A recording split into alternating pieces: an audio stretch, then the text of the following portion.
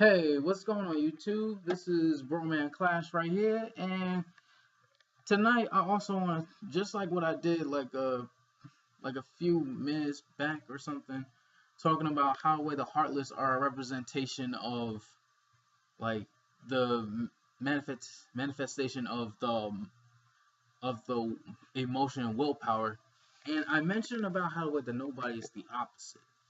Even though they're called nobodies, they eventually gain a bit of a body, but what they seek is a heart. Now, may I ask you this? Why do nobodies seek hearts if they have willpower and a mind and they are able to think? And just like they mentioned before, the more a nobody looks humanoid, the more they are powerful. At the same time, they seek something. What does the heart represent that nobody seek? You want to know what it is? Fulfillment. They want to fill an empty void that the heart will give. Essentially, nobody's they give nobody seek meaning. They're empty without a heart. They seek meaning because they see that, wait a minute, people have hearts, they are happy, or people have hearts and they are sad. People have hearts, and it's essentially like, see, basically nobodies are just like little kids. And no, when I mean to say that they are like little kids, they are essentially they are essentially beings that have no prior knowledge of how to act or how to be. They go off either by memory, or they go off by not by instinct but by willpower. Now, I mentioned willpower and how the way they have us, how the way the nobodies and the heartless have something in common. They both have the soul, but they both lack bodies in a sense. But the thing is this: a nobody is basically a willpower personified. Basically, they have both a body and a soul, but no heart, while the heartless have a soul and a heart, but no body. Huh, how ironic. And the funny thing is the fact that both the heartless and the nobodies actually should go hand in hand, but due to them actually doing different things and different processes, they tend to take things in an ideological different standpoint. And the real scary thing is the fact that when you look at heartless, you realize they go off by instinct, and then you look at nobodies, they go off by intelligence. It kind of makes you think about, humanity in itself. Some of us are driven by instinct, and some of us are driven by intelligence. But one is driven by emotion, the other one is driven by cold intellect.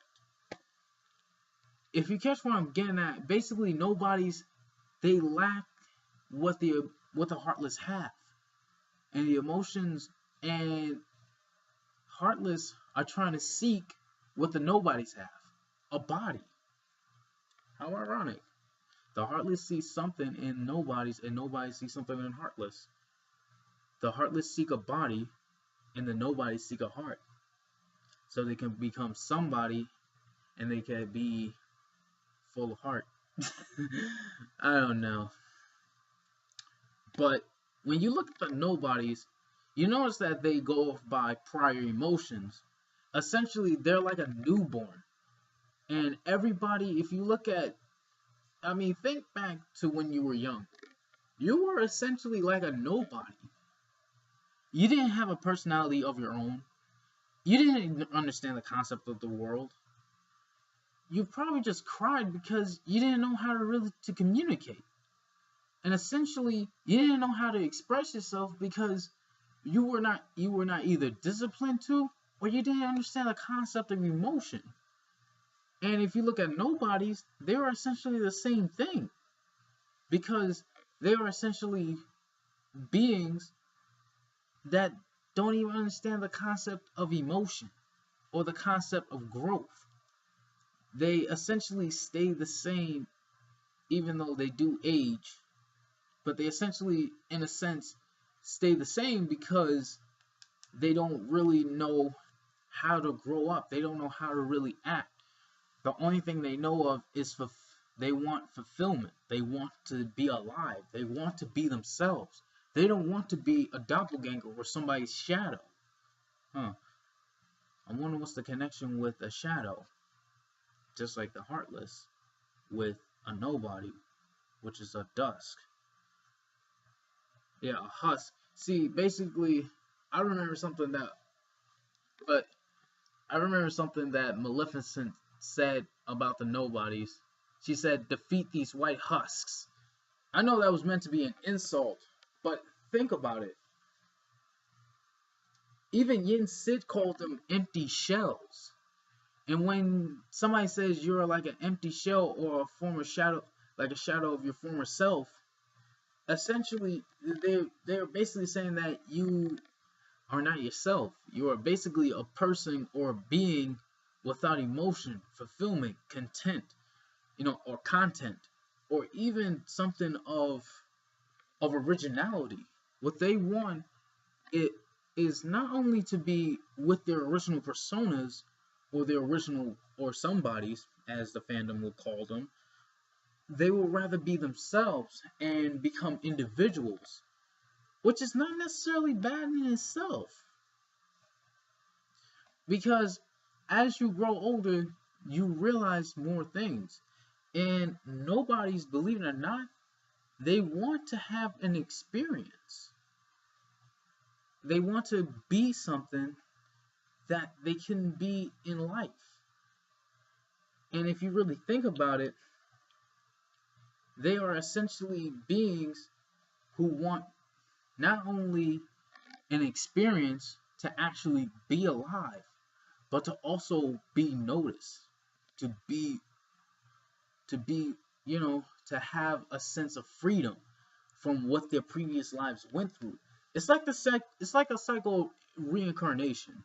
Say if you die and then in a life you become somebody else, but in that life you have memories of the old. Like the old African saying goes, the birth of a newborn is the rebirth of an ancestor. Yeah, that's an old African saying. And it's very funny when you take that literally and you look at the nobodies and you just say, like, wait a minute. These people or these sentient beings who have no hearts, have no experience, thus have no individuality, actually want to be whole because they feel as if they're lacking something. And to be manipulated by somebody who essentially pretends to be, pretends to understand or pretends to be, essentially what you could not understand because they know more than you actually than they let on to be. And then you grow angry. You begin to experience your first emotion. And you don't know how to react. You don't know whether to be happy. You don't know whether to be sad. And it's something funny that Roxas mentioned something, even though he was trying to crack like a little joke. But he mentioned onto Axel when he came to be with the organization. He said something, and I'll never forget it. He said, when I first came into the organization, I felt like a zombie. He said, come on. He said, come on, Roxas. You were always like a zombie. And to describe a feeling of being like a zombie, what does it mean to essentially be a zombie? I know I'm thinking too deep into this, but think about it. Like, if you describe yourself as being a zombie, that means you essentially describe yourself as having no prior brain. You basically don't think for yourself. You essentially think for somebody else. You actually do their own bidding. You don't think for yourself. And throughout Roxas's adventure in 358 over 2 days, you notice that he begins to grow emotion. He begins to understand the concept of friendship. He begins to understand the concept of bonds. Something that nobody's, like Zemnis, claims that they could not even have or grasp, all because he wanted them to do his bidding, as opposed to essentially discovering what does it mean to be a person on their own. Now, taken to that concept, taken to that, content in that context, you realize that nobodies are essentially, people who, like, basically think about a person who suffers from amnesia. They don't know who they were until it comes back to them. And over time, it feels as if, like, wait a minute, this feels so familiar, like a sense of deja vu. But then they can't put their finger on it, but it's just like, wait a minute, this feels familiar, but at the same time, it feels a bit off. Why does it feel a bit off? Essentially, why do I feel this way? What's the sensation? I don't know. What's the sensation of happiness? Sadness? Or is it a sensation of sadness or happiness? Because I can't place my finger on it. Looking at the nobodies, they're essentially that type of experience. They're just amnesia in built-in form. Except some of them, they have strong enough willpower to essentially remember who they were through those memories. But Roxas is an exception because not only he didn't have enough time to experience himself as a Heartless, but he essentially doesn't even know who he is. He's basically a person who suffered from amnesia. And nobodies, they go on by intelligence, but they don't go on by imagination.